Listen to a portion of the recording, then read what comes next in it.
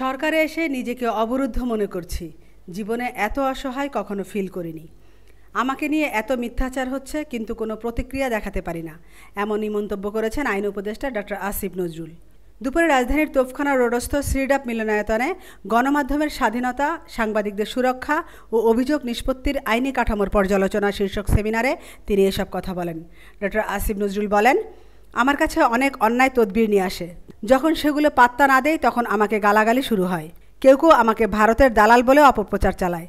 সাংবাদিকদের বিরুদ্ধে মামলার বিষয়ে তিনি বলেন, প্রচুর মিথ্যা মামলা হচ্ছে। কেউ মামলা দিলে আমার কিছু করার নেই। আমরা আইন মন্ত্রণালয় থেকে সাংবাদিকদের জামিন দেয়া বা না দেওয়ার বিষয়ে কোনো হস্তক্ষেপ করি না। আমিনা ইসলাম, নিউজ ডেস্ক, আজকের সংবাদ।